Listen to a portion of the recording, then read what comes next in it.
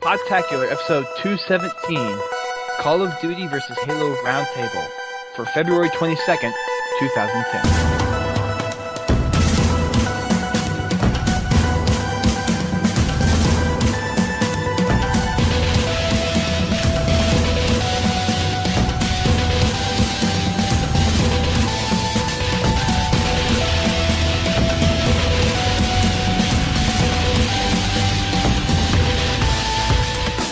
Everyone, welcome back to a very special episode of Podtacular, episode 217.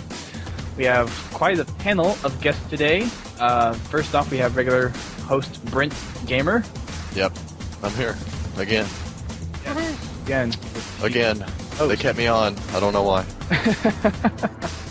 We have old host Fumo Jive. What's happening? We have community forum mod Painkiller 05. Gentlemen. Not your engines. Anyway, we have JakFireDragon from My Halo Life. Yo. I kind of feel like I shouldn't be here. Nah, it's cool. I feel so alone. All alone. There's no one here beside me. Anyways, and then we have Title Leader Representative Xerxdeej. Greetings. So welcome everyone to this fine episode. Thank you. Oh, it's fine. So we have quite a bit of little catch Doing good. to do with some of the people here. Let's start off with Fumo Jive. He was the old host of Podtacular up to episode 156. And how you been doing? We haven't seen you in a little while. I've been doing real good. I'm sure you've seen like on my Facebook and Twitter and stuff, I've been doing lots of running. Yes. I started picking up running in about a year and a half ago or so, and ran my first marathon in November of last year. And now I run like 50-plus mile weeks and run to work and back, and do a running group at my church, and doing lots of running. Very cool. So do they have like a shower at work that you can shower down and change into clothes? No, people always ask me that though. I used to run at lunch all the time and in the heat and everything. And what I do is I basically just kind of towel down after my run and kind of wash off a little bit in the sink, and I'm good to go. So, okay. yeah. I always tell my coworkers, like, look, if I stink, let me know, because I do not want to be stinking. They're like, you don't stink, you're fine. So. Okay, fair enough. So what they're not have just you lying to me to be nice, and then be like, they turn around, they're like, man, that guy reeks. Gosh. I can smell him all the way across the room. No, dang. So how was your first marathon? It was amazing. It was. Did I win? No. For a first time, that'd be interesting.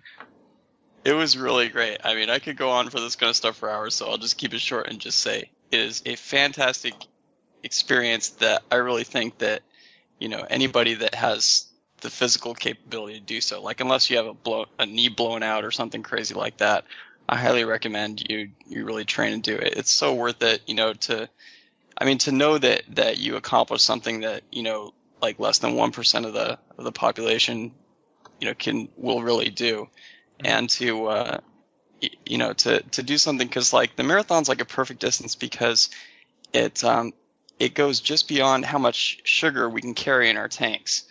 Often people talk about like hitting the wall at mile like 19 or 20, which means in running terms, basically you run out of fuel for your muscles. Your muscles store up fuel, and eventually they run out, and you basically just have to go on pure guts from there on. You have to just do mind over matter and just push through it, even though you're basically like out of gas. So it's really challenging, but it's so rewarding though. So cool. It's really awesome. What was your time? It was 3:38. Very nice. You hit under the 4-hour mark. That's really good. Yeah, it was about I think about an 8:10 average mile, maybe something a little under that. I'm not sure exactly, but I'm still hoping to qualify for the Boston Marathon, which means they have a qualifying system where you have to. It's based on different age brackets, and in my bracket, I have to do a 3:10 marathon, which means I think it's a 7:15 average mile. So that's like super fast, but it is quite fast. I know I couldn't do that fast. I could do that fast for a mile or two, but not for that long. Yeah, ditto. It's tough. It's tough. But... Oh, very nice. Very nice. How's the folding bike of yours? Oh, it's doing quite well. Thank you for asking. Yeah, it was here and there. I just had to ride it recently because I had kind of some chronic ankle pain that's been bugging me from my run commute. So I just rode it last week in and out. And okay. Yeah. Very nice. Very nice. Quite well. Cool. Okay, off to JakFireDragon from My Halo Life. How you been doing over there? How's the situation over there at My Halo Life going? All that kind of good stuff. Slow. Yeah, it's going slow. We're more focusing on the Cyberline stuff with like achievement guides and random videos. But we've had an uptake in subscribers lately. We've gone up to about the 5,000 mark. So very nice. People know who we are. Yeah, people know who we are now. More from like the ODST achievement guides, because we got there first, and we got our views and subscriptions. But it's slow. Right now it's a bit slow, but hopefully we'll pick it up with a couple of videos, machinimas maybe. I don't know. Very cool. Not much going on. Very cool. Now there's rumor that you guys might be starting your own podcast too, right? There's rumors around. Back when we did 198, there was definitely a discussion that went around. It was like all set in motion, everyone was going to do it, and then for some reason we just didn't do it. We were supposed to get on, we didn't get on, and we never got around to doing it. But, it's always been there. We always think we could do it. Just like random talks, not even like plan anything, just talk amongst ourselves for like half an hour, and people would probably listen to the kind of stuff we talk about. So yeah. So if we can do it, I mean, it'd be great. So cool. I think it's something we could definitely do. That's something that we can definitely do. Yeah. Kind of do something like Drunk Tank-ish style. Yeah, and just have special guests. You're always welcome. You're a member, so actually you're a moderator now, so you can definitely come along. Say hi, drop in. Very nice. And we can make you feel really, really small, like you do to us. Yes. Okay. Now moving on to Xerxdeej over from Tide the Leader. How you been doing over there, Zerg? We've been doing great. To date, we have 92 gunslingers in our clan, our official home team, and after a pretty hard push, we migrated most of them over to Modern Warfare 2. Hopefully not to stay, just a little sabbatical to keep things fresh for them. I have certainly slowed down a little bit with regular blog updates on the Tide the Leader website. We can get into all of that later because there's definitely a good reason for that. But Halo Reach comes out in the fall. We're looking forward to the beta in the spring. And in the meantime, I've got dozens of gamers that I have to keep entertained with new challenges and new interactions, and that's always the goal. Really, at Tide the Leader, we're not hosting a social lounge. It's not Facebook. We really see our website as a war room that leads to the game, and everything that we do is supposed to create action in the game. And a lot of gamers need new challenges every few months. So, I think this will be an interesting discussion just because we've seen how different gamers take on different personas in playing different titles and tackling different titles. And we are still, by every means, a Halo clan, a sovereign state in the Halo nation, hoorah. But just to keep people from burning out and fading away, we are, enticing them with something a little different in the off-season, if you will. Very cool. So that's what's going on. How's the Call of Duty transitions worked? That's going to, for any one gamer that wants to transition from a game like Halo to a game like Call of Duty, it's all good fun. When you take, 92 gamers, or 108 gamers, as it were, and say, all of us are going to transition as a team into this new game, it's going to be difficult.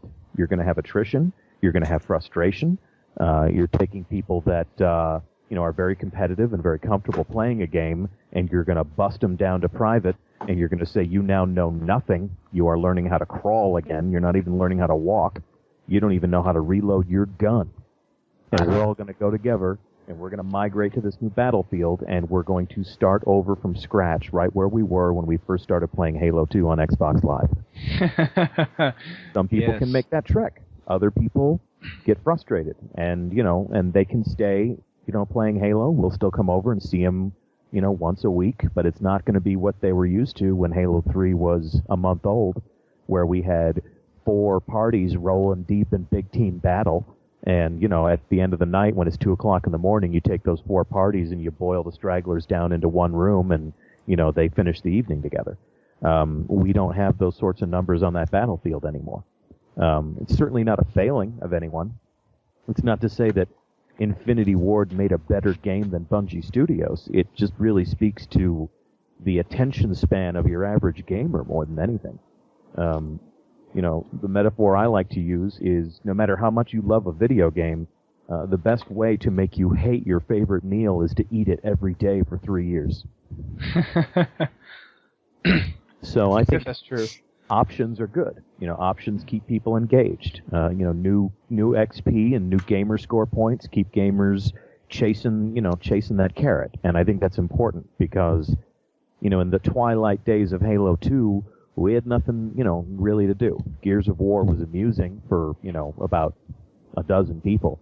But, we weren't able to do the sort of mass migration into Gears of War that we've been able to do with Modern Warfare 2. And really, the long-term strategy is to keep all of our valuable, clan members, our friends, our gunslingers around so that when Reach falls, everyone's still there, still ready to, tackle the next challenge. And, if they're becoming more adaptable as gamers, we're going to have less attrition, because if what Bungie says ends up being true, Halo Reach is going to feel a lot different than Halo 3.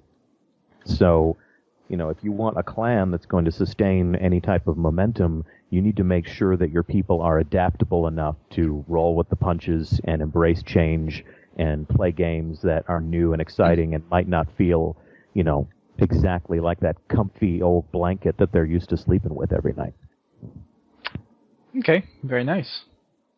Yeah, we had a little Reach episode last week, and I'll ask for you guys' opinions later at the end. But let's go ahead and move on to the Call of Duty Halo Roundtable, since we're kind of on that topic anyway. So, I guess back when Gears of War came out, it was Gears versus Halo, and now it's kind of evolved to Call of Duty versus Halo, where you have all the Halo lovers kind of ratting out on the Call of Duty series, and then kind of vice versa for some of the hardcore fans. And then you have the casual fans that just kind of go with the newer game. So this is just kind of open discussion. If someone wants to talk about a certain feature of a game or a certain topic that involves both games, feel free to speak up at any point in time. I'm going to go ahead and start off with a little something, just kind of what you guys think are the biggest differences that really place Halo and Call of Duty apart. And we'll start with Brent, since he hasn't talked much yet. All right.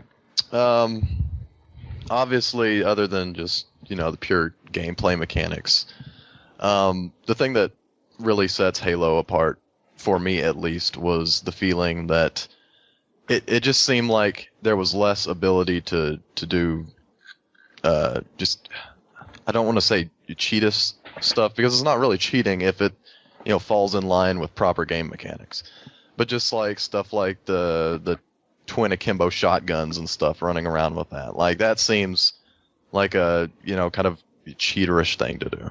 Like I played Modern Warfare 2 for a very short period of time. I didn't play it hardcore. I didn't get into the hardcore matches, which are undoubtedly probably better, but there are definitely people out there that take advantage of game mechanics that put them head and shoulders above people that aren't using those mechanics. Like last night, I was playing with Dafflink, and people are just rocketing at us like constantly. And I'm sure that if we played, long enough and we had a good enough team, there are ways to counter that rocket.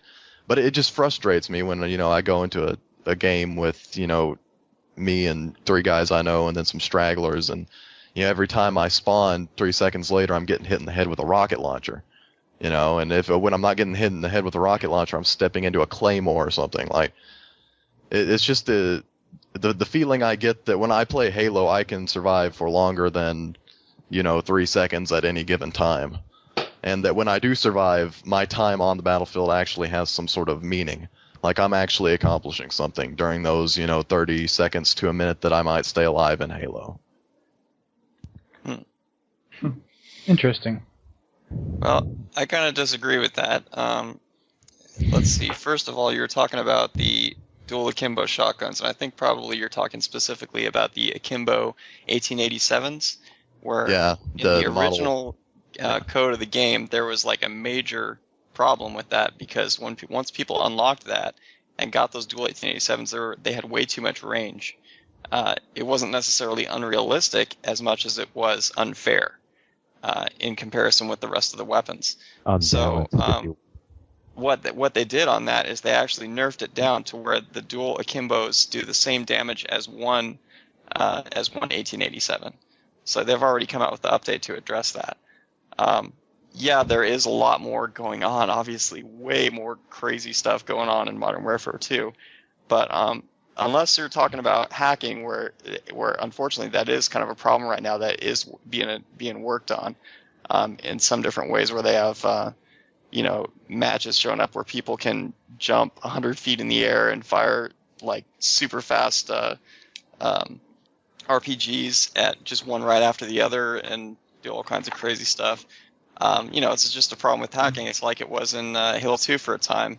And it sucks. Yeah, I wish they didn't have that problem right now, but at least we know they're working on it, and eventually it's going to be, that's going to be addressed. But like, as far as the main game, I don't know that you should necessarily be getting hit all the time with rockets. That makes me think that you're in a match that might be hacked or something. So unless it's somehow gotten into it, get griefed by his opponents. I think some of that comes with experience from the game. I mean, if you were to go into Halo 3 with a team with some of your buddies and you all know what's up, if you get both those Warthogs and you're just driving that figure eight of death around those 2 bases and you're playing a bunch of guys who got this game for Christmas, they're going to say, Halo's a nightmare. Every time I spawned, these cars would drive by and they would shoot me, and I didn't accomplish anything. So I think, to hear you say that you played Modern Warfare 2 for a short period of time, it's an unforgiving game, and it takes a long time to find out where all the dangerous nooks and crannies are. But to, Brent's original point about cheating, I got to agree with Fumo. Modern Warfare 2 is the Wild West as much as Halo 2 ever was. I mean, if you remember flying Warthogs, yeah. Shooting rockets that shot trains. Yeah, that was my favorite. Yeah, I remember what Halo 2. I mean, I should probably preface my comments by saying that I indeed do suck at video games. And, I did not, I played Modern Warfare 2 for a very short period of time. Like, I loved the original Modern Warfare. And that's why I thought that I would love Modern Warfare 2 more than I did. But with Modern Warfare 1, I think it was just the novel experience of, leveling up and that kind of, just, a couple more experience points and then I get this next weapon, at the time was, they didn't really have that, the FPS genre on the consoles at the time. So, I mean, the kind of MMO progression mentality kept me coming for the original Modern Warfare. And then, going into Modern Warfare 2, that novelty, it wasn't new. So, I mean, I started playing and, I don't know, it didn't catch on with me. So I didn't play long enough to actually, I suppose get good enough at the game to counter stuff like, the people that are, setting up good enough that they can, just rocket me in the face constantly. Like, I'm sure that if I played with a good enough team, we probably could have countered that and set up, just as easily as they did for, domination. But another thing I think with that too is that, how on Halo 3 and Halo 2 for that matter, when you're playing at low levels, it's kind of deceptive because matchmaking around maybe the 20s is pretty accurate. You got people that have earned their way up to 20, they haven't earned their way past it yet, so you got people playing at a 20 versus 20 kind of thing. However, like matchmaking on level 1, people could be starting new accounts.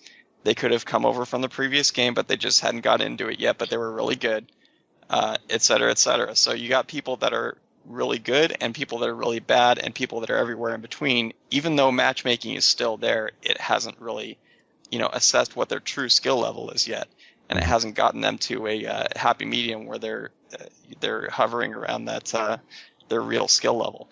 So early on, the same thing applies to Modern Warfare 1 and 2. Early on, you're going to get people that are just running around like crazy, lone wolves, and you're going to get people that are extremely good, and some people that are extremely good in there as a team that are just wiping everybody out. And yeah, that's bound to frustrate people for sure. But you were talking about the MMO type progression, and I understand how that's not as new as it was in Modern Warfare 1, but at least they added enough to it in a relatively realistic manner. Not nearly as realistic as it was in Modern Warfare 1, but in a believable sort of manner that makes it just, there's a constant progression. There's constantly something that you're unlocking, and there's just so much to it that you can unlock. So to me, that was overcome by that. Is that there's constantly, there's so many guns, there's so many different, there's the level ups for all of your perks and everything else. There's all the different kill streaks and death streaks and everything else. So I don't know, that overcame that problem for me.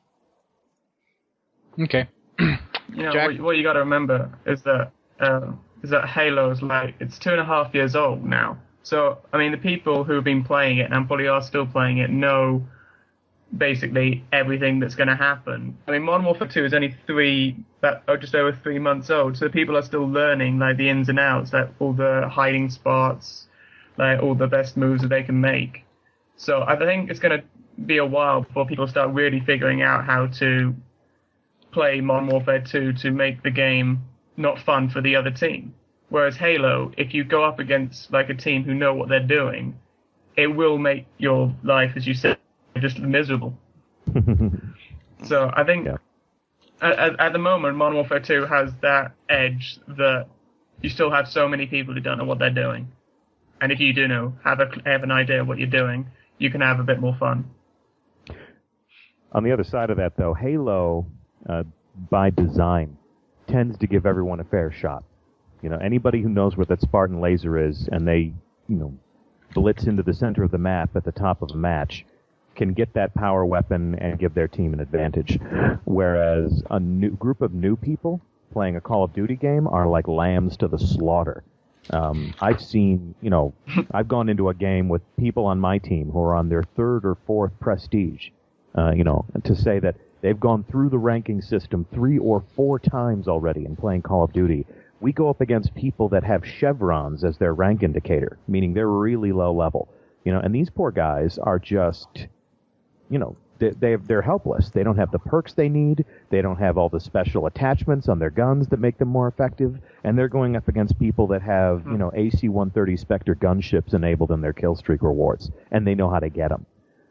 So Call of Duty can be very cruel to the new person because the team that gets a leg up on the other team is rewarded with the toys that they need to just really run up the score and rub the other team's faces into it. And then it gets to the point where you're just nuking these poor bastards and it's game over. Well, that's true, but then at least they don't unlock, for instance, a C-130 right when you spawn or anything like that. Even all of the stuff that you unlock, you still have to work for. So they still have to be good enough to get enough kills in a row to be able to get the C-130 going. Well, so at least there's that balance going on. Foo, I'm no good at Modern Warfare 2. I'm good at fielding a team, but I'm not all that good at it myself. And all my AC-130s come off of a 4-kill streak where I get a care package that's lucky. I just sit there rolling the dice in the back of the map, and when that AC-130 shows up, I'm just like, "Hello, gorgeous," and I go for my.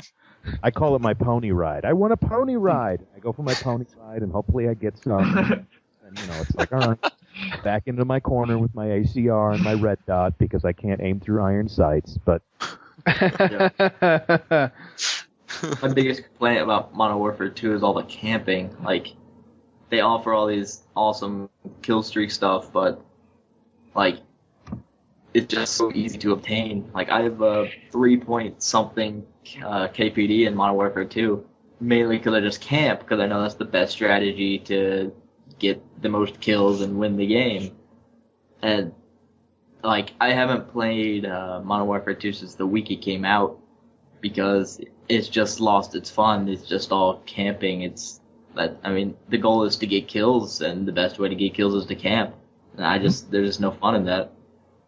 So, from the discussions, would you guys say Halo 3 seems to be more balanced in terms of giving the little man and giving the higher up man kind of a balance towards each other? Or sorry, go ahead. Well, first of all, let's take skill progression out of the equation. Let's assume that everybody has the same stuff, because that's obviously it's not balanced.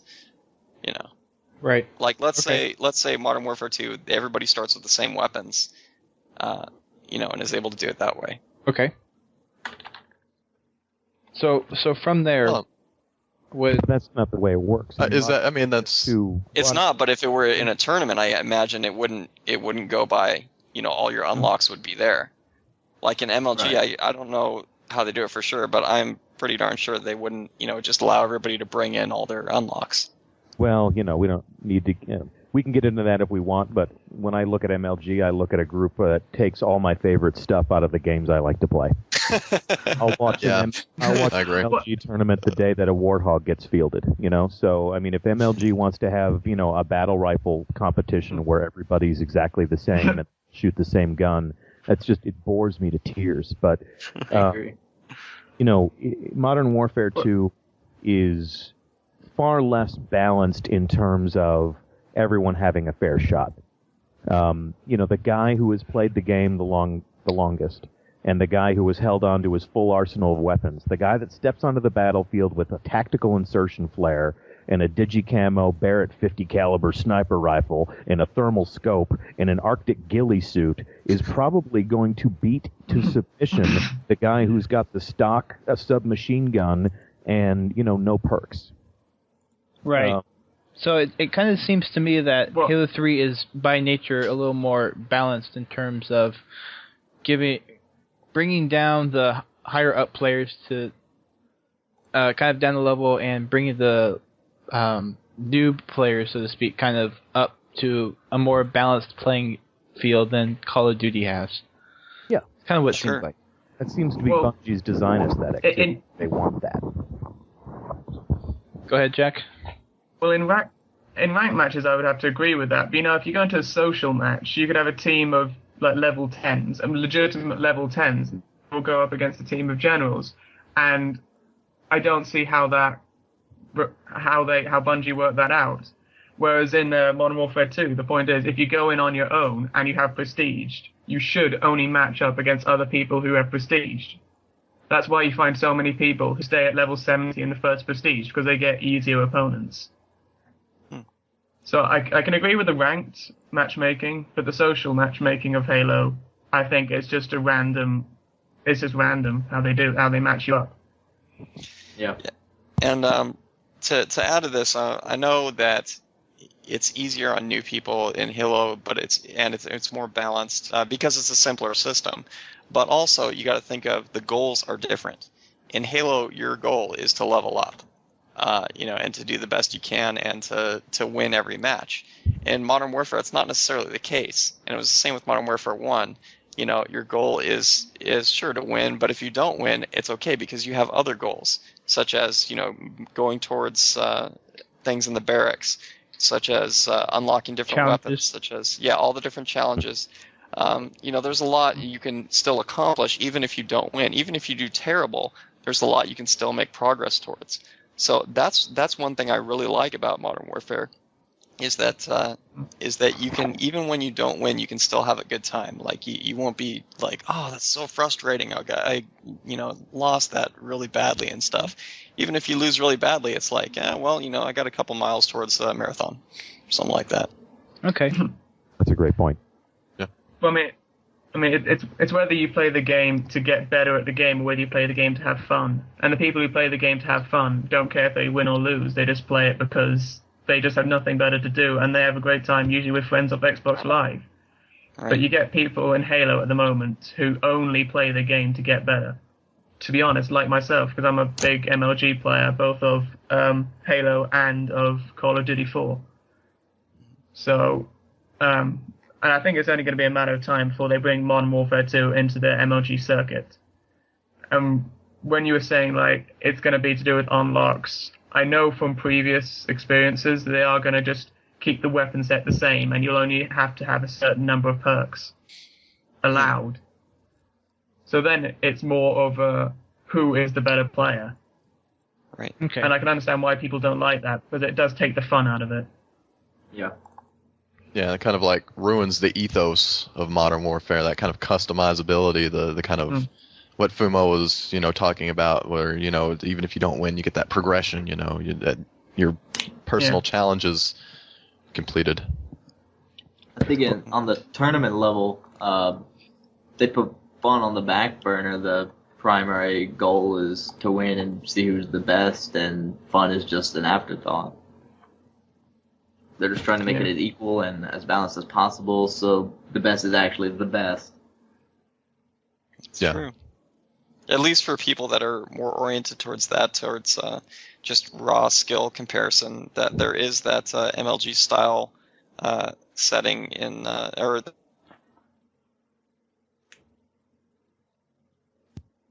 Foop that out there. I think we lost him. Yeah. Come back to the light. But you get the kind of feeling.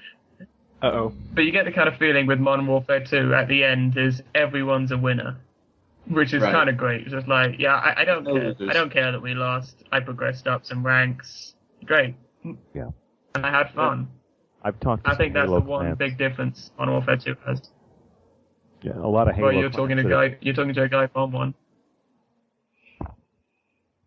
A lot of the Halo clans that I know that have come over to Modern Warfare 2 have expressed a lot of frustration with that too, because they're used to playing in an environment where, in order for anyone to rank up or gain XP, the whole team has to win. And when these competitive Halo teams come over to Modern Warfare 2, and the next thing you know, people aren't really playing for the team win, they're over in the corner trying to get a throwing knife kill, so they can put a new emblem on their gamer tag or something like that. Right. A lot of times these people have been frustrated. Like, this game is ruining my clan. We used to be a competitive crew. We used to go in and we used to work together, and now I got this idiot over here trying to make a kill using a sniper rifle with a short-range scope on the top of it because he wants to unlock another attachment. And that's one of the reasons why I refuse to Prestige in Modern Warfare 2, is because the game makes you do weird stuff. And a lot of people, and I'm sure they're right, a lot of people will say that makes you better at the game. The more things you try, the more you challenge yourself, the more you force yourself to play outside of your comfort zone, it's going to make you better, it's going to expand your bag of tricks, but it's really distracting for me to play a game and all of a sudden they say, put this, advanced combat optical gun sight on your rifle and get a bunch of kills with that, and then we'll give you more toys to play with. It's like, I would never use this in this circumstances. I would never use this weapon attachment in this scenario, but I'm going to because the game wants me to. And, people just don't always bring their A game. Sometimes they bring their I'm experimenting game. And, that for clans that like their players to play their very best game every single time, that, tends to kind of piss them off. Okay. Very interesting. Well, does anyone else have a topic? Because I can bring up another one. Community. Okay. Bring up. Yeah. Okay. Jack, why don't you start? I guess you kind of addressed that a little bit. You want to kind of continue on what you were talking about? I know you have to leave here in a little bit. So unless there's something you want to address specifically. I'm okay to say a little bit more. Okay. Well, I mean, when you say community, I mean, like, what exactly do you mean by that? Do you mean like the general consensus of how people look at Modern Warfare 2 and Halo 3, or just like what they're like? Are they a nice group of people? Well, more than anything, I mean the support that you get from the developer. You know, Right. in Right. being a player of Halo, you know who Bungie.net is, you know who Urk is, you know who Yeah. Podtacular is, you know who the Pretoria Guard is, you know who the MLG circuit is. There's a real sense of Yeah. participating as a member of a scene, and everybody has their own screenshots, and you can see their montages, and the people who make the game, if you go to their site, they're always introducing you to someone else that plays your game and is using it to do interesting stuff. Yeah. Right. That is gone Yeah. from Call of Duty. It's not gone, but it's very challenged. I don't know any Call of Duty groups like there is Podtacular. Like, where is Codtacular? I haven't seen any niche groups built around Call of Duty like Podtacular has around Halo. That's true. Well, they're out there. I mean, there's a group called the Sea Snipers. They're a cool group of guys that used to develop strategy guides for the developers. So, they're really in good with the guys that make the game. They're at seasnipers.net. They run their own private league that has a lot of the same rules that you'll find in an MLG setting. There's any number of Call of Duty clans, but there isn't that sense of all of them inhabiting the same space. There is no Call of Duty nation. There's just sort of other people that play Call of Duty. If the TTL Gunslingers arrive at some other clan site, people that play Halo, and we introduce ourselves, they would probably say, great, let's have a challenge. Let's get acquainted. We'll send some captains over to your forum boards, and we'll, make friends. We tried that approach. We did a little diplomacy blitz when Modern Warfare 2 was coming out, and we showed up at this one clan site, and they were devoted to Call of Duty, and I won't say their name. I will enable them to remain nameless, but literally in showing up and saying, hey, we're from Time the Leader, and we're the Gunslingers, and we want to be friends with you, and here's a link to our site, and here's our forum, and we have a blog. Maybe you'll be entertained by this. We got banned from their site for advertising. Oh my God. Wow. They banned us from their site because we were advertising our own clan, and I guess they thought that we were showing up to recruit their people or something like that. And it was just like the weirdest thing. It was like we didn't show up and say, we're going to kick your ass, so we didn't, puff out our chests or anything. We just showed up and said, hey, anybody want to play some games? You want to have a challenge? The way we've done dozens of times, the way we've done so many times with other Halo clans. We show up and we get, just to make friends with these guys, and it's the first time I've ever been banned from another website just for showing up and being like, hey, fellas, get out of here.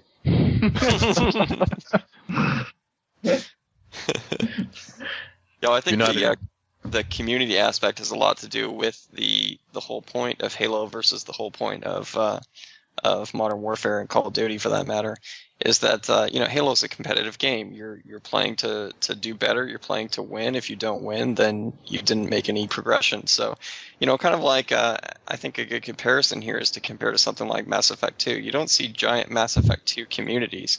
Granted, Mass Effect 2 does not have a multiplayer component, so it's kind of stilted there. But still, it's I think the point here is that is a comparison between teamwork. You have with Halo 3 and for Halo 2 for that matter, and Halo 1, it's all about teamwork. Teams that work together, that communicate, that focus multiple points of fire on one location, can do better and can win more games, and ultimately, they can go into much more competitive levels. In Modern Warfare 2 and 1 to a lesser extent, it's not so much like that. I mean, you can work together, but can be in completely different parts of the map. You're really just being kind of a lone wolf and still accomplishing what's, the goals of whatever game type that you're doing, because of all the different perks, because of the things like the crazy C-130 and the what do you call it? I'm drawing a blank here, but some of the different perks where you can the kill streaks, the UAV, the missile, all that stuff like that. I mean, come on, you're a one-man army over there. What do you need the rest of your team for? So I think that whole concept kind of lends itself less to teamwork and therefore less to kind of a community of people that want to work together to accomplish something. Cool. Just want to point out Greg is now joining you us. look at it- So, hi Greg. Hello. How are you? Hey, Sorry I was late. I was How you doing? out with the lady friend, and we were having a good time. lady friend. You're a gamer and you have a girlfriend? No. Hey, believe it or Sean. Good not, job. Fumo has a wife. It's even more amazing. Yes, I do. old. Yeah, that's a little further than Greg. Yeah. I Anywho, think we need an introduction. Let's bring them in here. That was the introduction. Now, what do you ladies think? Call of Duty or Halo? What do you think? What do you guys think? Huh? How about you? Forgets. Redhead over there. What do you think? Yeah. Just kidding. Brent, is that bringing back bad memories? It is bringing back terrible memories. Anywho, what were we talking about before Call of Duty? Before I jumped in? We're talking about And the Civil There's teamwork War. in Call of Duty? I didn't know there was teamwork. There is. Yeah. I thought it was Yeah. just you just That grab a basically gun. just sums it up. Yeah. I guess no. You camp over here. You camp over here. I'm gonna camp right here. That's the teamwork. We know what Greg thinks about Modern Warfare 2 now. I'm just kidding. It's okay. No, you're not. I mean, I like to run and gun, and I do pretty good, but it's pretty easy to get behind people because it's pretty much understandable to where they're going to camp at. So, I mean, if you play long enough, people always camp in the same spots. So you can It's just true. watch out for those spots, and then you know where they can't see, so just shoot them from there. It's pretty easy. We don't call that camping at Tide the Leader. We call it using cover or defending a fixed position or There you go.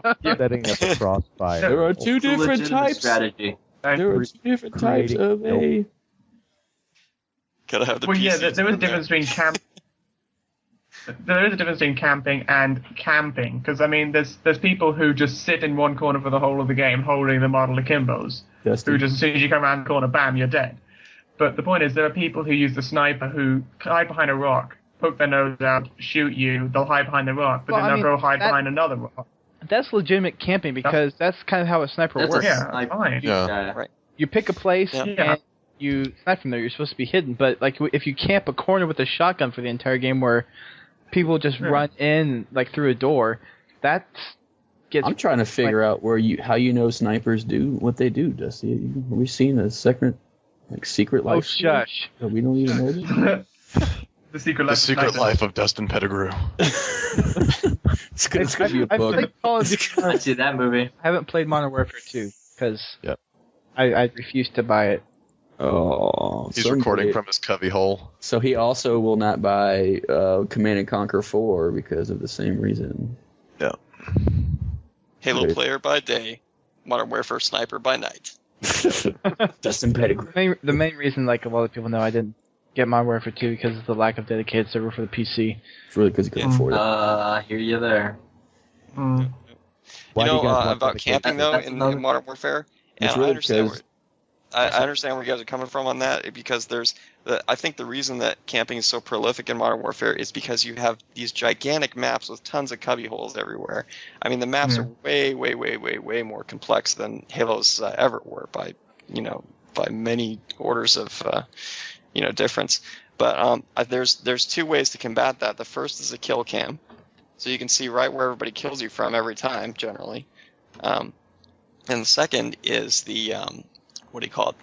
The white hot scope that Thermal. you have. Yeah, the thermal scope.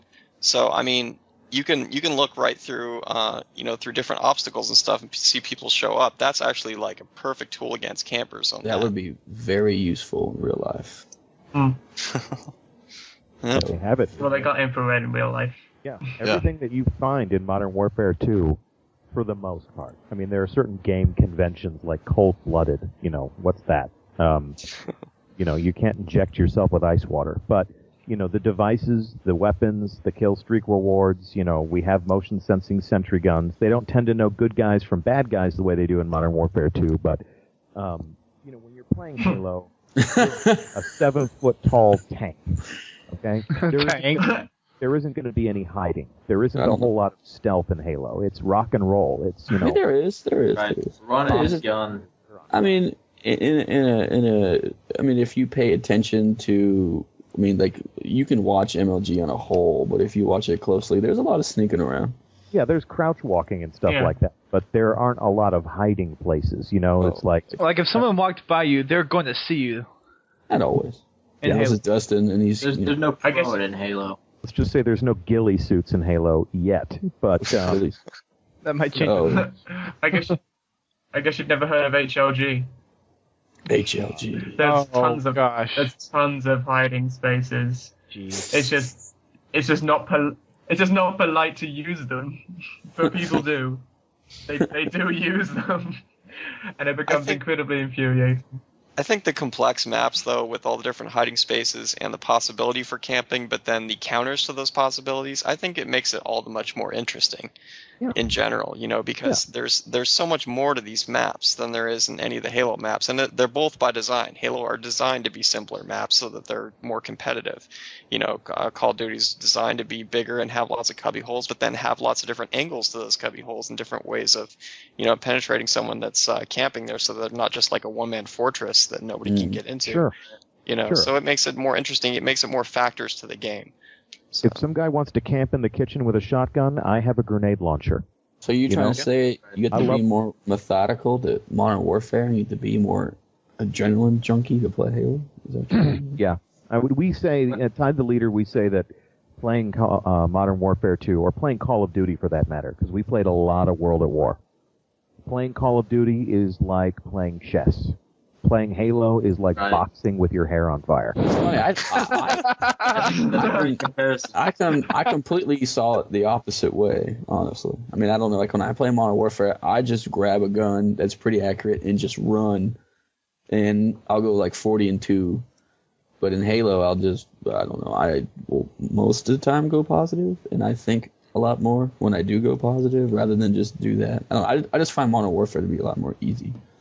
I agree with that. I think talking- Modern Warfare requires a little long-term strategy. Like the general area on the map. You have to think where's the best place to shoot them from. What can I shoot them with? While Halo, you're just running around.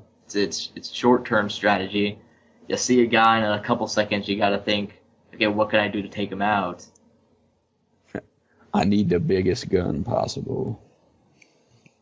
The other Point thing is- is, when I'm playing Modern Warfare 2 or Call of Duty World at War, or even, the original Call of Duty 4 Modern Warfare, I'm not playing Team Deathmatch or Capture the Flag as much as, well, I'm hoping to be playing Hardcore Search and Destroy.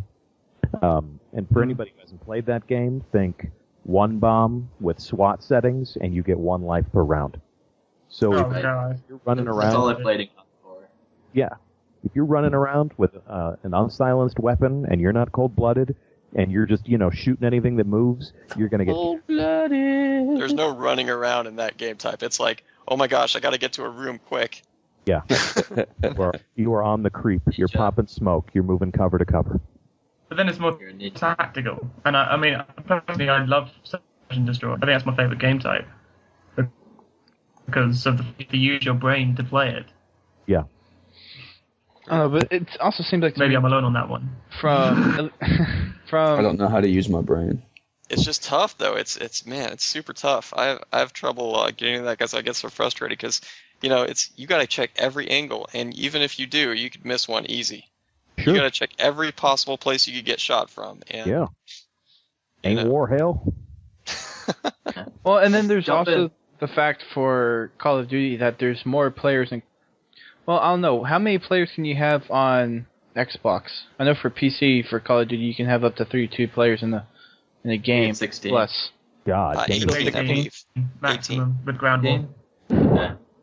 Okay. I'm pretty sure It's it's 18. So 18. it's the same. Throw the dart at the board.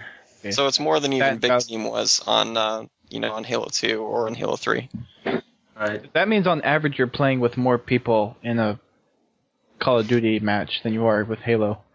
It depends on what game game type you go into. Because if you go into the ground war, then yes, you'll always be playing with usually a maxed out room. But if you go into, you can go into some of the smaller ones, and it maxes it out at 4v4 and stuff like that. So Okay. it really depends on how you play it. Just it's the same type of thing with old playlists with Big Team versus Team Slayer and stuff like that. Same concept.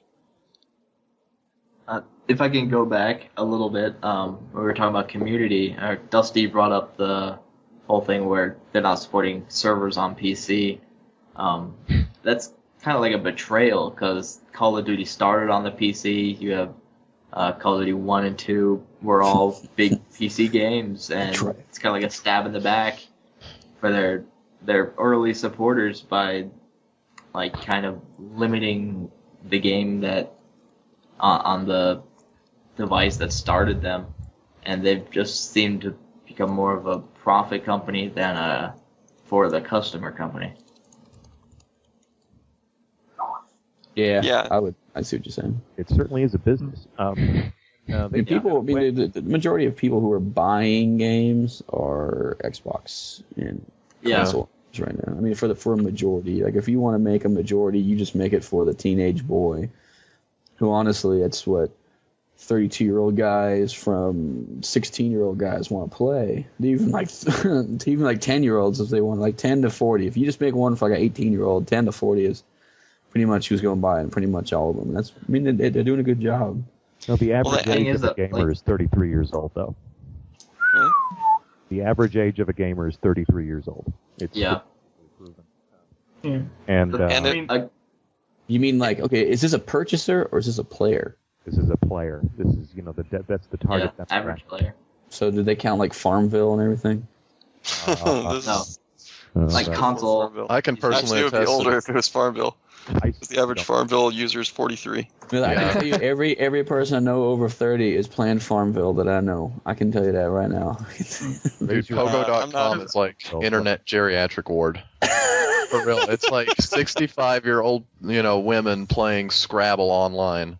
Like, if they're including, all of those people on people that game, the statistic, they kind of ruin the curve, but I don't really see 30, 34 as a really. I can. I mean, average. look at the big games today. SNES and Pong. Those were the first gamers. That was a long time ago. I think a lot of those people are still going to be playing games today, and they're going to be a lot older audience. I think probably the reason you don't see that as a average is that the people you hear are the annoying kids yelling through their mics. You don't hear a lot of people saying like adults saying stuff when there's nothing to say. They don't have to be constantly talking. Sure. So I think that's the difference. Is you got immature kids that are just like singing some ridiculous song or just just cursing at somebody for no reason just to get a reaction because they're kids. The vocal You're dumb, you stupid little guy. I'm gonna talk. I mean, you go to a movie and it'd be kind of weird to hear a 75-year-old man shouting down the mic, "Shut up, you stupid kid! Get off my lawn, boy." Get off my son! In Vietnam, and That this would is not be- how the war was fought. that would be very interesting. That's gonna be JVP in 20 years. Get off. that's how we roll in Green Farms Retirement Village. What if you walked into like a retirement home and they're like, "You gonna get on Call of Duty tonight?" "Oh yeah, Gerald, I'm gonna be on." That's how it's going to be in like 50 years when all these like 18 and 20-year-old people are finally, heading into retirement homes. It's going to be like, "Noob, we're going to play some old school Halo 3 tonight. You in?" He's like, "You still have a working Xbox?" It's the $30 buy-in if you want to get into the game. When I was your age, we had to use our hands to play video games. Now you It's weird with your because neural networks. there are really old people that play video games. There's a documentary, or not Yeah, documentary, there is. There's like this 75-year-old woman playing Halo 2 online, Yes. and she like got into it while she was recovering in the hospital from something. I thought that's just really weird. A 75-year-old grandma playing Halo 2 against all these kids. That's and awesome. She's supposedly pretty good. What's Why wrong Jack with her? Thompson hasn't tried to sue her yet for something. She's phoning. She's the grandma from the MLG Pony Grandma commercials. That'd be interesting to see, like, how many senior citizens actually play like first-person shooter games. I don't know. Have you ever like walked into Best Buy and looked at the games, going, I don't know who in the hell would buy that? You ever like seen those? Yeah. Of course. Like shovelware. Yeah, people. A lot of old. There's people. a game called Secret Service. There's a lot of old people that like. There's like hide and seek games on the Xbox. Yeah. Or like mystery games. Old people buy the crap out of that. It's like one of our most sold games at our store. It's ridiculous. I'm like, wouldn't you just like rather have like Forza or something? It's like, no, I want to. Another thing I just thought of. The average gamer is around 35. Remember all the casual games? Look how much the Wii sold. How many teenagers and stuff do you think are the Wii compared to adults playing the Wii? I know. I have a Wii and I don't play it. Well, so that's probably the balance out for that group. There's probably a lot more younger players play the Xbox. And then you have your family. Way more hardcore young people than. Do you think more old people are playing Halo or more old people are playing probably Call of Duty? I mean, do you think they're playing Halo or Call of Duty? I would say that. Oh, okay. So bringing it back. Oh, old people, yeah. Well, I think that they can actually use Xbox Live as an extension of Life Alert. Think about it. Like, what if you fall down, and what if an old person could like reach their mic, and they'll be like, "I'm falling and I can't get up." Like, what And if some little kid would be like, "You dumb noob, get up, you dumb noob, teabag you dumb noob." Where you hold the guide button for the 3 seconds and Shut then up and drive the hog. And it calls 911 if you hold the guide button for long enough. Oh yeah. for 10 seconds. I'm trying to put my camera down and the police keep showing up. All citizens should have Life Alert. I don't know. That should be under. We just have a special button on our controller that has 911. That should be under Life Alert's like main slogan is gamer just standing there going, "All old people need this." If you are old and you know who you are. Yeah, it's like Surgeon General Michael Brent Horsley. All senior citizens should have Life Alert. No, Sergeant Brent Horsley, meter maid. Oh yeah, certified meter maid, Michael Brent Horsley. Says, I'm like standing there like putting a citation on someone's car, and I just look into the camera, tell people they need Life Alert. You give them all Johnny Bravo looks, sunglasses.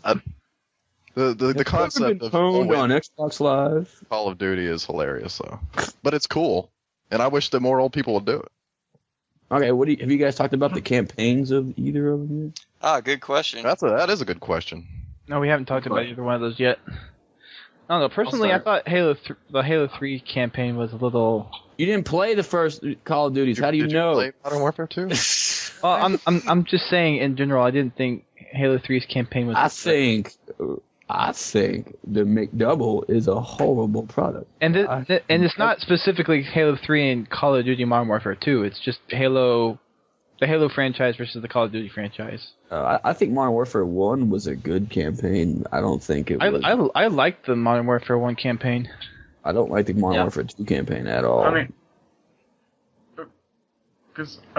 came into Call of Duty at Modern Warfare 1, and it really just blew my mind how like all these like mini missions, like you have the mission of a guy just sniping one person, the mission of your dead guy just crawling and then dying.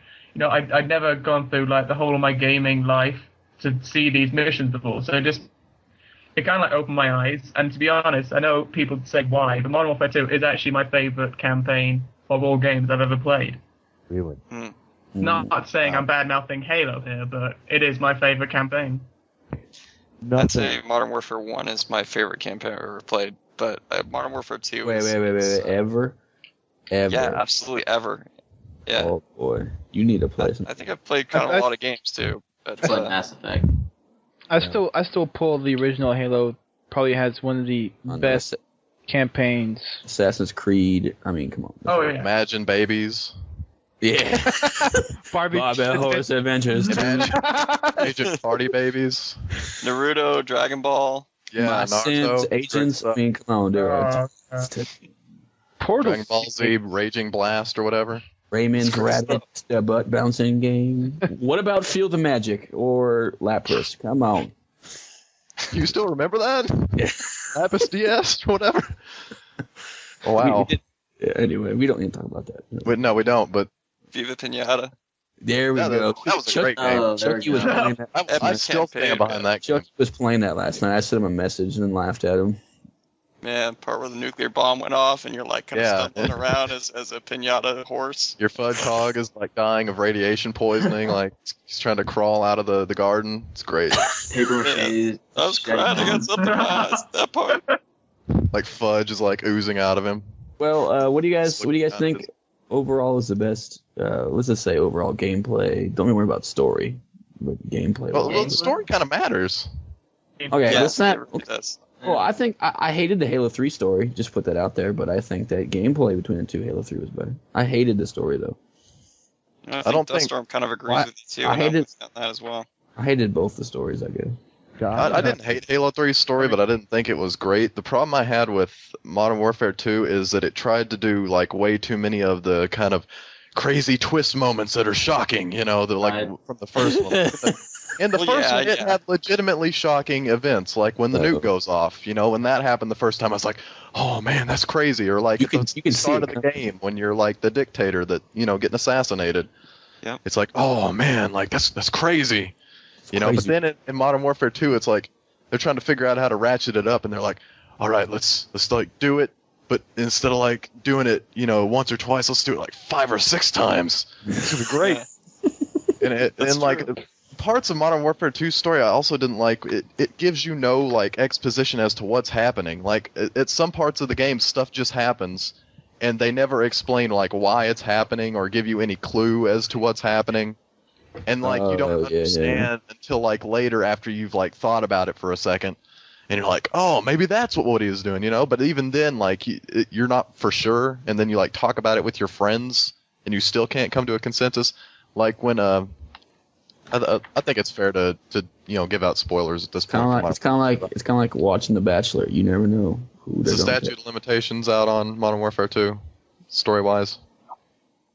I believe it is. I believe we can. I mean, it's a pretty short campaign anyway. If Phyllis dies in the first 5 minutes of Sixth Sense. Go ahead and rip it. yeah. Well, I mean, it's like when what's his name? Not Soap. Price, when he activates, when he launches the nukes out of the submarine. You're like, what? He's like, oh, yeah, that this blew is. my mind. He's like, I'm activating the nukes, and you're like, what? And you see these nukes like fly off into the distance, and like you're like, what happened? And then like later on in the story, like you think about it for a second, you're like, oh yeah, he was trying to help out the Americans by setting off the nuke in midair, so it would send off the EMP blast, so that it would destroy all the airplanes in the area, and all the helicopters would fall out of the sky and kill a bunch of Americans, but we'd still have enough power to rush the White House and take it back, so that they wouldn't nuke it. And you're like, oh yeah. But it's just the fact that they gave no exposition as to that. Like, I literally had to sit there for like 15 minutes after the game and just try to like reconcile all of my thoughts and try to figure out, what exactly happened. What happened was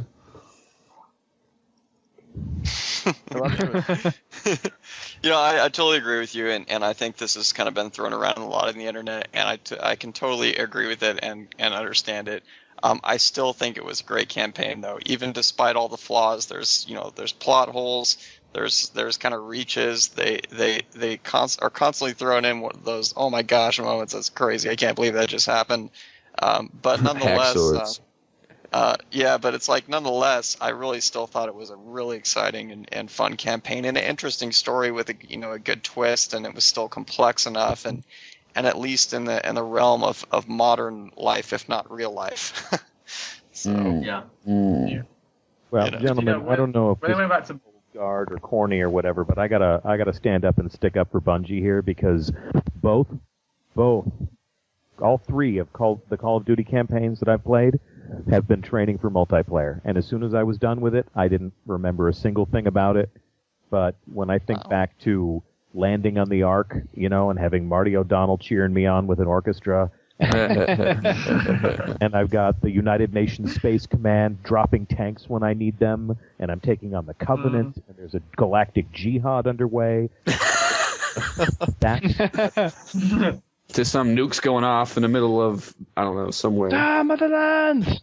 You know, If you think about it, they're not that different. You know, Halo, Call of Duty, it's all the same it's stuff. either like we nuke one part of the world or we nuke the entire galaxy. It's a little Halo's bit basically just Call of Duty in space. That's all it is. I mean, there's Marines. Yeah. I mean, come on.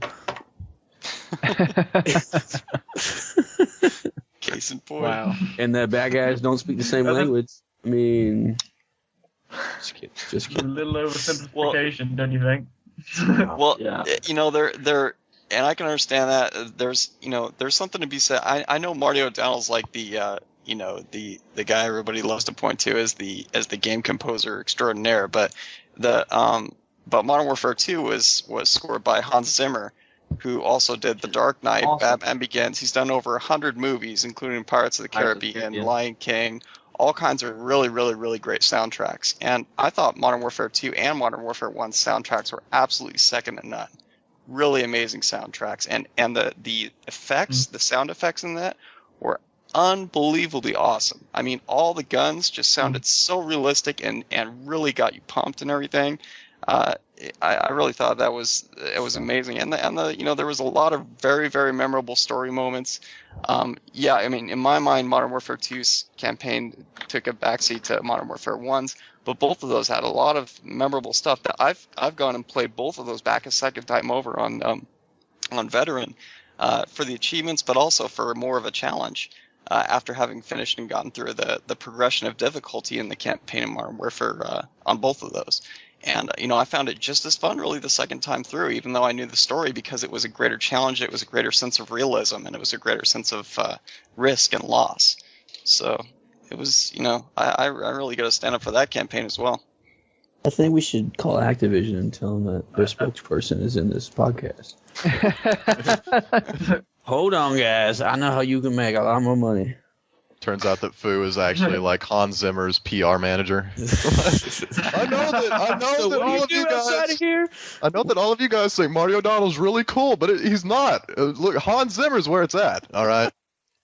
No, Hans Zimmer's a good. let's not composer. have- I Hans enjoyed Zimmer's Modern Warfare amazing. 2's Yeah. soundtrack. The issue I have is that Modern Warfare 2 soundtrack is just more of the kind of like classic bass, Just music. rock, Yeah. just don't, kind of. Whereas Halo did something novel with the Gregorian chanting, like every time you hear that, like you think Halo. It's Yeah. innovative. Okay, but now you're talking about Halo 1, because Halo 2, I'm as we saying all as know, a franchise. No, what I'm saying is I really liked the soundtrack for Halo 1 a lot. I really, really, really liked that. And I thought it was, a major step forward in game soundtracks in general. Once we got to Halo 2, I liked that too, but it wasn't really so much of a game soundtrack as it was kind of like could have been a movie soundtrack. It was a little or more something. mellow and Yeah. more orchestra. Well, it Yeah. was some of that, but it was also a lot of Right, rock and Vince. stuff. And Yeah. I mean, you got the Halo 2 soundtrack on CD. Halo. It's like it's got some themes, but it also has like a bunch of rock, like from rock bands and stuff like that just played no Yeah. lyrics and had some good stuff in there. But then Halo 3, then we diverged to the piano and the and some of the other themes. I really did not like the Halo 3 soundtrack very much at all, because I thought the piano was I didn't think that was successful in building a sense of even a sense of like kind of emotion, getting you into the scene really. Right. Because it was just so mellow, and this is a freaking war game where you're blowing people's heads off and stuff, and you got like the piano and stuff. It just doesn't go with that very well at all. Well, you got really dramatic elements like lots of strings and lots of the Gregorian chant, and that really brings you into the whole to the awe of the whole thing. To the Wait for it. scale, the importance of the whole scenario. While the piano is just kind of like, kind of wistful and not dramatic at all. I think that they should have put ragtime tunes in There Halo you go. 3. That would have been great. Man. I like some of like think you did a great 1940s job. LP. I think you did a good job with the Halo 3. I like the piano myself. With the E3 trailer. Oh, yeah, and, let's say the Matt Halo Keith's soundtrack's gone Mario. Just gave me Yeah, shit. I heard that. With the E3 trailer, you're saying? Yeah, the Halo 3 trailer was walking up to the crater for the key thingy to the Ark, and the music just swells, and it's got the piano, and it's like Master Chief just appears, and then the music just picks up, and it just gave me shivers. Like, the piano just creates a... I don't even know how to explain it, but I think it works for me anyway. It was kind of almost like a sense of awesomeness to me. Kind of just like yeah, it's just awe. The only time I really felt that was maybe sometime probably about 2/3 of the way, and there was a few riffs that really like got me going to the same scale of Halo 1, but in a more modern way. But then the very, very beginning, the beginning sequence almost brought me to tears, like when Cortana was coming and everything, because obviously we've been hyped up about this forever. You know, we've been talking about it forever, and we were so ready. You know, and when it was like the piano and then the chant in the background and her kind of coming in and then just having that speech and stuff, that was just a very cool way of doing it. Well, but it's like it just kind of went downhill, I thought, from that, especially that whole sequence in the underground by the dam and everything, where you know you were it was like the last human base there, and then you had to evacuate. You know you had to get all through. It was the second level. Yeah, that felt like just like Halo 1. Music on that sucked. I thought it was absolutely terrible. Like they had that kind of like it was too mellow music. For that it was trying to be some kind of marine type music, but I thought it failed miserably. It just sounded totally campy to me, which is a shame because, you know, everything in Halo 1, I ever feel a sense of like campiness going on with that. But it was in general, it was an increased sense of campiness as you got through the campaigns in Halo 2, and way more so in Halo 3 when you got the Marines just playing grab-ass the whole time. And they're just like cracking jokes with each other, and it's like they're trying to, you know, save humanity here. So yeah, I think another part of at least the Halo 3 campaign. Greg, we can hear that. Oh, sorry. Greg! Greg, what are you doing? Just humming it. We already know what it sounds like. You're humming right over Dustin's monologue. Like, dude, I thought it would add some emphasis to it. No. I think one of the problems with the Halo 3 campaign was they tried to introduce too much in a small time window. Like, I think for Halo 1, they did it really well. For Halo 2, it was just drawn out way too long to make the point that it did. And then Halo 3, they tried to wrap so much up in this game. I think in Halo 3 they tried too much to make it like Halo 1. Well, I didn't think they really succeeded. Really? I mean, I don't think they did. What are some of the things that were successful about Halo 1? You have... I thought the first two levels were very good. I thought those were done really well, because it wasn't too much at one time, and it kind of felt like you were in this vulnerable position, kind of like how you were in Halo 1. And then when you went to Salvo Highway, it just seemed like it fell apart from there. I mean, I think the second that you see the flood in Halo 3, it just goes... You're just like, oh, great. You know, the flood's easy. Oh, there's this big old thing. Let's go get him. Oh, wait, we got to stop the flood. What was cool about the flood in Halo 1, though, when you think about it? When you first encounter the flood... It was scary. It's dark. It's got freaky music. It's foggy. There's you get like little audio excerpts from your team that's kind of saying they're everywhere. Wow, where are they? And they get cut off, and it's like, yeah, it is scary as hell when you first encounter the flood. And it's a novelty from there on. Now, is it just because we've already encountered the flood before? I don't think so. I think they just didn't really put an effort into making it like the survival horror feeling that the flood was in Halo 1, and even in Halo 2, they did a good job, I think, in general on that. Yeah, like, I think part of it is it wasn't on Halo, and it was on familiar ground where it really didn't feel like it fit. Well, like on Halo 1, like when I finished Halo 1 the first time, the one level maybe most people agree that after playing it that they hated was the library. Of course. Then like playing Halo 2 and Halo 3, I just appreciated the library more for what it did for the Halo universe as a whole. Because after then, that was the only level that I can remember still playing that's even fun at all, playing the Flood. Because anything from there on out is just ridiculously stupid. It's not even fun anymore. It's like, it's not even hard. It's just dumb. You know all you need is either a shotgun and a sword. It seems like Halo 3 suffers from what trilogy movies suffer from. The first one's great, the second one's crap, and the third one's just a failed attempt at wrapping things up. I mean, it was just that they understood for Halo 1, there was only one thing that they had to do was capture an audience. With Halo 2 and 3, they had to do other things, like get it out in time, make money on it, you know.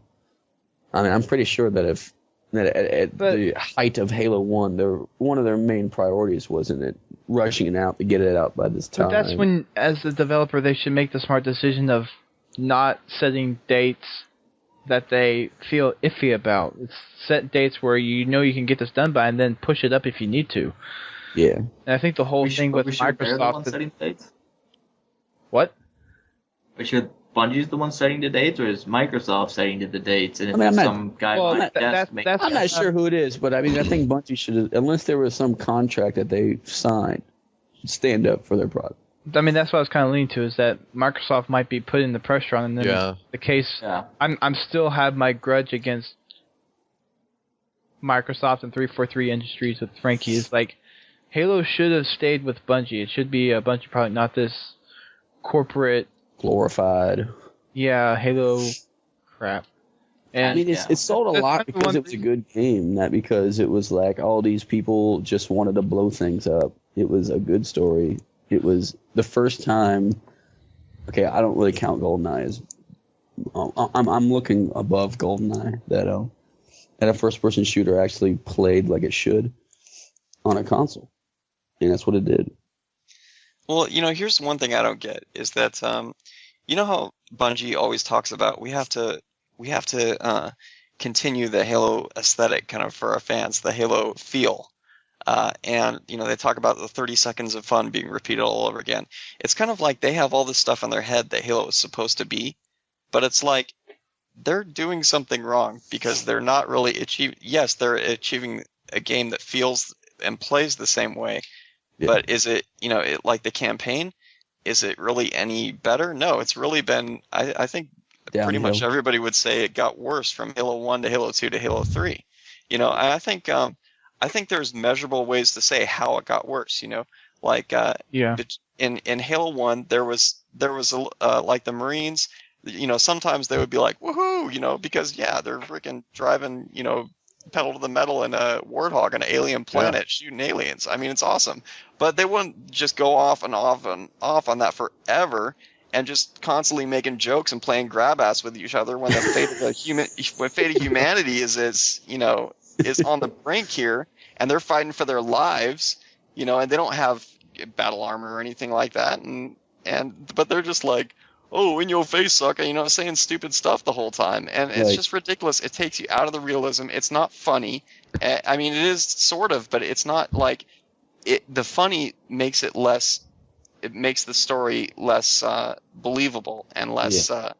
It loses that whole sense of like, I'm fighting for the fate of humanity here. Yeah. Now, I'm not against being funny in a game or something, but I just think they overdid it. You know, even in Halo 2 to an extent, they were pushing it in Halo 2, and Halo 3 they went way off the deep end. Yeah. Yeah. I think I really enjoyed ODST though. I really enjoyed the campaign. ODST's campaign was very good. I thought they Bungie redeemed themselves in my eyes with ODST a little bit. I mean, not too great to a degree. I hope they do another ODST something. I mean, Halo 3, Halo Reach ODST, something. That was do it with similar. Reach Vidoc that just came out. It made me very hopeful that they've gutted the engine and they talked about having a completely different storyline and a different way of approaching how to really present the story that they want to say without making it a strictly scripted encounter with. Yeah, they want it to be your story. They don't want it to be like. We didn't know how it's going to end. I'm not going to put my money on it too much, but same here. With the recent Vidoc, I'm very hopeful that they will change the game style with since they're kind of working on a new storyline now, that's completely not related to Master Chief, that they have. Except it is. With. And you know what happens. You know it is. That's the issue I have with prequels. It's that no matter what happens, even if I don't know the internal storyline of Reach, I know what happens in the end. Like, I know exactly how that story is going to end. Like, it's going to get glassed. But what story are you talking about? All gonna die. I'm talking about, like, the main story, like, everything that they're doing, everything that they're fighting for. It's essentially fighting the Covenant. I know how that battle ends. I know how the war with the Covenant ends. If I shoot 10 police in the face, or if I don't shoot them, we're going to lose. I mean, yeah, you do have to take into consideration the whole Halo universe, but looking at just the game itself, I think it'll kind of stand out among. You think it'll go beyond Reach? There's two things I hope. I hope it doesn't go beyond Reach, and I hope it doesn't. There are no flood. That was what ruined Halo Wars. I hope there's no flood whatsoever. I hope that we get to play as the Arbiter. That's going to be great. There shouldn't be any flood. It won't be the same one though, because the Arbiter wasn't made the Arbiter until after the fall of the first Halo. No, they're going to retcon that in. That's the twist. No, that's how it's not a. There's got to be. I know they've talked about how it's not going to be like strictly canon to Halo, but if they go too far off canon, it's just going to be a real disappointment to me. It's going to be like the new Star Trek movies where it sets up a different universe. Oh, dude, that they was go back in time. Like the Arbiter goes back in time to use the red matter. Bungie does that, I'll be upset. That's why he went through the portal. Because remember at the end, he went through the other side of the portal. Like the Arbiter's going to meet Leonard Nimoy. Like at Reach. And at random, he's going to walk into a cave on a giant planet, and he's right there. Whoa, what a coincidence. He's going to be like, James? He's like, no, I'm the Arbiter. I watch what you've been doing, boy. You don't know me, but I know you. We end up being best friends. That would be funny if you saw. You're kidding me. It'd be funny if you saw Arbiter with a beard. Yeah. How would he eat, man? On the middle of Hoth. William Shatner to voice the Arbiter. No, not Shatner. They should have Sean Connery. Thinking about what we're talking about, that's kind of another thing Halo has a bad rep for, is its campaign. You don't really hear anything about the Call of Duty campaign too much, except for it sucks. Few quarrels that people say about Modern Warfare 2 that it sucks. But you never hear discussions about the flow of the campaign and how that fits with canon. But when you talk about Halo, everything does it fit with canon, and does it? I mean, that just tells you who plays what games, because like the Halo people play multiplayer, but they care about the story. A lot of people who play Call of Duty do care about it, but a lot of them don't. So I'm gonna guess that's where that comes. So are you saying that Halo's campaign is more influential on people who play Halo over Call of Duty, or? I would say yes. I wouldn't necessarily say that. It's just it's a different situation. You got Halo takes place a couple hundred years in the future here. You got almost an entirely different human race, because you have an entirely different distribution of nations and the whole UNSC and everything. You got different planets being colonized. You got all kinds of different weapons and military and all kinds of different stuff. It's almost like an entirely different universe. So there's so much more that they have to flesh out, that they have to have in a backstory to support it and make it believable to some extent anyway. That that there's more to it, and it becomes this canon. It becomes this whole backstory and this whole system that interlocks kind of thing. While in Modern Warfare 2, it takes place in relatively modern day, and Modern Warfare. Right. Sorry. So it's not. I mean, you really just have to build on the previous game. So there's not a whole lot to stick with as far as canon. You don't have to worry about. The only thing you have to worry about is the precedent that the previous game set, as far as like what the characters are currently doing and what the countries are currently doing. You don't have to worry about, you got these different alien races. You got these these different alien leaders that are in different spaceships in different places at different times. You got all this different stuff with the political climate on Earth, the the arc, the different stuff throughout the universe, the different Halos, et cetera, et cetera. You don't have to worry about the gigantic scale of Modern Warfare 2. Do you think but that it doesn't lessen the story any. I still think the story in general, like overarching story, I think really fits together well, and the characters really fit together well, and they're believable. Do you think that the next Halo game will be about Onyx? I don't think. Wait, I don't think the next I don't know Halo how they game can will make be a a game Bungie out of that. Out of the book, the Ghost of Onyx. I think the next 343 might do. Yeah, the third Halo universe. Let's go back and retcon that too. I think that people are just in general more invested in sci-fi stories than they are like modern day warfare stories. Sure. Tom I mean, Clancy. Look at Mass Effect. Like, the reason people play Mass Effect is for the amazing storyline. Because with sci-fi, you are able to craft entire universes. Like Fu was saying, like in Mass Effect, like they were able to craft this entire, ecosystem of different races and how they, interact with each other. And even going as far as to like how they reproduce. Like you can go into the Codex and learn that, Krogans have like 4 testicles. Like you didn't need to know that, but they went ahead and told you that. Like, Right. The Asari are not male or female. Exactly. Like people can become more invested in those universes than they can, say, Modern Warfare. I guess there's just more to lose because there's more to gain. Well, what are they going to tell you in Modern Warfare's universe? Like, Price uses an M16-4A. It's awesome. Like, you don't care about that. But if I told you, dude, Elcor, like, they have the inability to express emotions. So they have to, like, speak in all their emotions. So they're like, exasperated response. Like, that is infinitely more interesting. Right. Did you encounter an Elcor in Mass Effect 2? Is that it? I saw one, but I only saw one. It was there was only one. Omega. Yeah, the Merchant Omega. Yeah.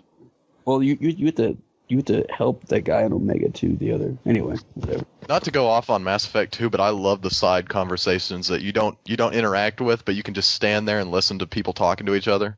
Yeah, those would be great. Like there's this one scene on I forget what it's called, Ilium. I think that's the planet where Liara is. But anyway, you're standing in the bar on Ilium, and you're listening to this Quarian girl and this. Oh yeah. Oh man, what are they called? What Garrus is? I've already forgotten. The Turians, yeah. And they're talking to each other, and like he's like trying to catch her on the rebound. She's talking about her past boyfriend. She's like, my past boyfriend just cared about himself. And he's like, oh man, I know. Men can be so ungracious sometimes. And then she's like, I don't think I'm going to be dating for a while. He's like, no, you have to start dating again. You can't let this get to me.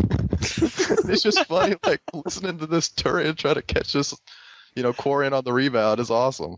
That's the kind of stuff that gets me invested in sci-fi. Just these crazy, ability to flesh out the universe. Yeah, it's the same concept in fantasy. You got like in Dragon Age, they do the same thing. They have tons of stuff in the Codex. They have all the different characters talking to each other. But yeah, it's Mass Effect is definitely more creative than something like Dragon Age, though. Well, I think that you can take greater artistic license with sci-fi than you can with fantasy in general. Just because, if you create something in sci-fi, you have the entire universe to work with. Like if you create a gigantic laser that, can shoot through universes and create different timelines and stuff, like nobody's going to question that. Nobody's going to question the logistics of that. But if you try to do that in fantasy, it's like, how does this work? Does it use the arcane magics, or does it use the dark magics of the, the witches of Sherwood Forest? Like, well, see, you're just explaining it right there. You don't really have to get into the details on something. Yeah, but you have to you really have to get campy with it. You have to take some serious, leaps of faith with fantasy story if you're going to flesh stuff like that out. Well, that's the trade-off, right? You're either campy with fantasy, or you're really stretching it with the technology on sci-fi.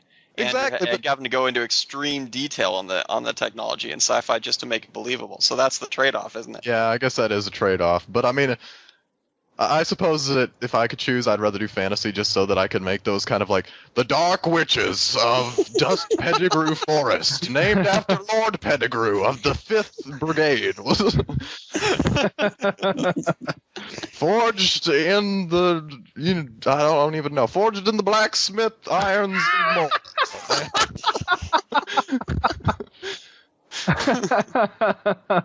In the 28th Age of Reckoning, Dustin Pettigrew went off on his epic journey of vast proportion.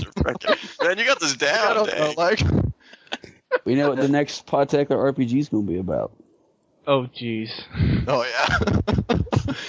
Dustin Pettigrew in the 28th Age of Reckoning. Oh. I'm gonna write that fanfic. I shall smite thee. Oh, jeez. Well, I'm gonna have to get going here soon. Yeah. All right. Well, we're ready to wrap this up. So, I'm sure this conversation could probably go on for hours and hours, but we'll definitely be visiting this again, probably when Reach comes out and when the next Call of Duty comes out. So, Oh, yeah. this is definitely not the end of the discussion, but it was. Fumo, can I get you to say it now? You want to play the beta with me? I don't have ODST. What? I also don't have gold. Wow. You don't have gold anymore? Like, I wish I didn't have gold. do you still Are you play gonna- easy? Are you going to get gold? Ew. Are you gonna Yeah, I'm gonna gold? get gold again after a while. But yeah, I'm going just silver lately. Been doing actually been playing Dragon Age quite a bit. Got that for game testing at EA, and I've also been trying a Game little testing? bit What are you talking Yeah. about? at EA Maitland at Tiburon. They do game testing there, so you go Where? there for a couple hours, test a unreleased game at EA Tiburon in Maitland in Florida. But Oh, you got know, the inside. it's pretty So sweet. can you man. can you just be anybody? Could just grandma walk in there and do it? I mean, you have to kind of sign up for it, and then I think they pick based on different demographics that they're You looking probably for. sign an Different types of NDA. gamers. So what games That's, you play, huh? I Or can't can you- say. Oh, NDA. NDA. Yep, NDA. Yeah. Yep. Tell you, but I have to kill you. I have been playing a little bit of free-to-play MMOs as well, though, What? and been messing with those. While I don't have Free-to-play? Xbox Live Free to Gold. play. Oh, Free they said MMOs. Frito plays. I was like, A Fritos? Frito Frito MMO would be great.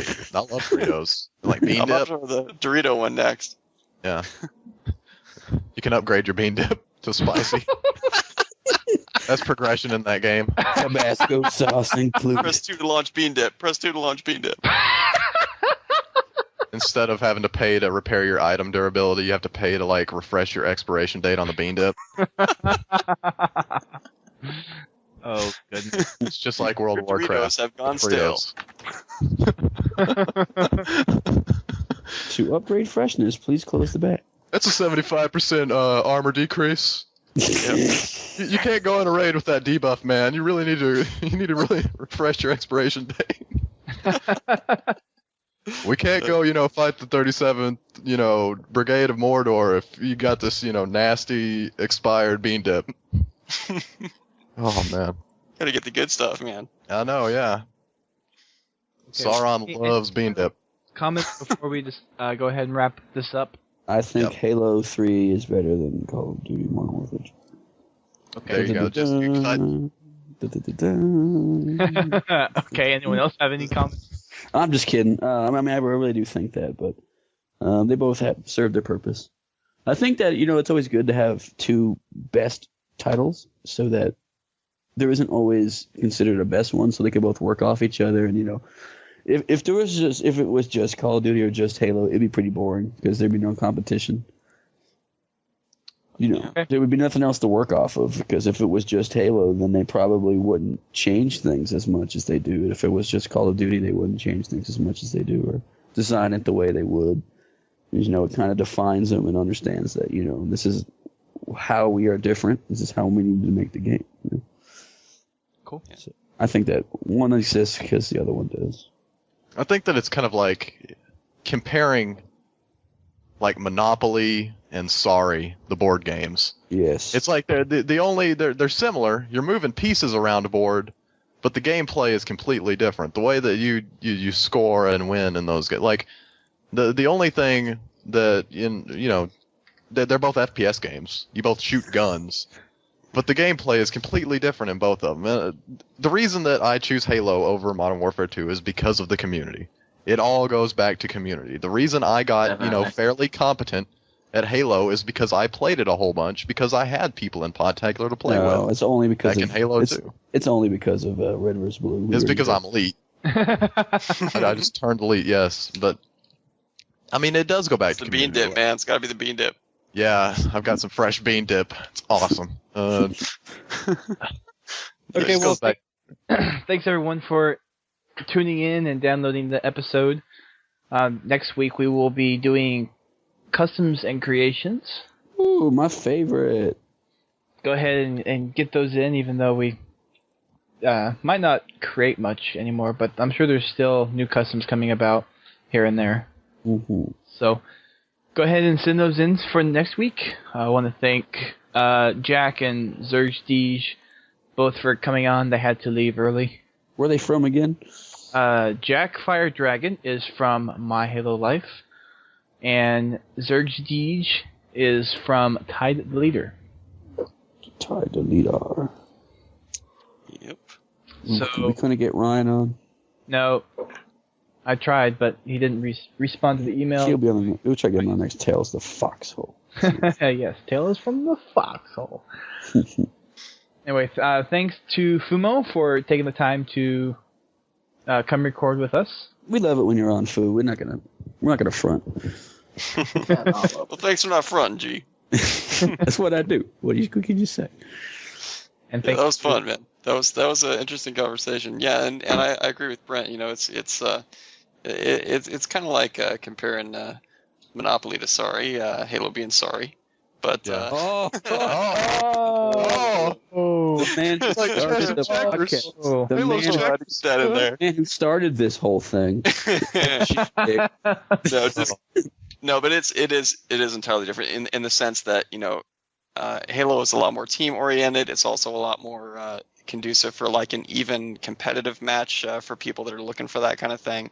You know, while Call of Duty has more of the progression and the kind of casual, friendly experience where people don't have to worry always about winning necessarily. So, yeah. different goals for the games, which make them entirely different. Nice. And then thanks for PK, our 4 mods, for coming. It's been fun. Oh, he's a mod now? That's pretty awesome. He's been a mod for a while. I'm kidding. I know. Supposed to be joking because it took him forever, and then he was a mod, and then he wasn't a mod, and then he wasn't a mod for a long time. Now he's a mod again. So until next week, I am Duststorm. I guess I'll go next. No, it's late. I'm Jive. I'm Brent Gamer. Fumo Jive. I'm Painkiller 05.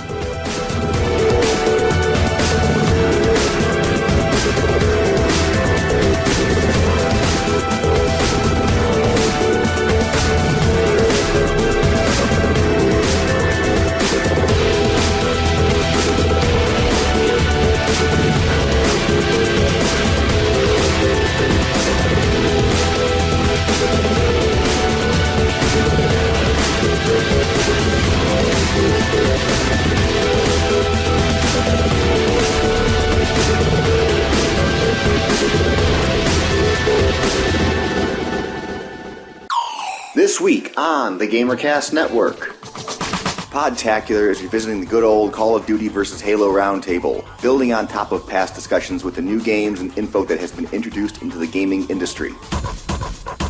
Episode 91 of the Post Game Report features discussions about BioShock 2, Dante's Inferno, Halo Legends, and much, much more. In episode 102 of the Sarcastic Gamer Red Show, Doc, Dave, and Lano discuss MAG, the Heavy Rain demo, and BioShock 2. Discover the community that brings you all these great podcasts and more at GamerCastNetwork.com.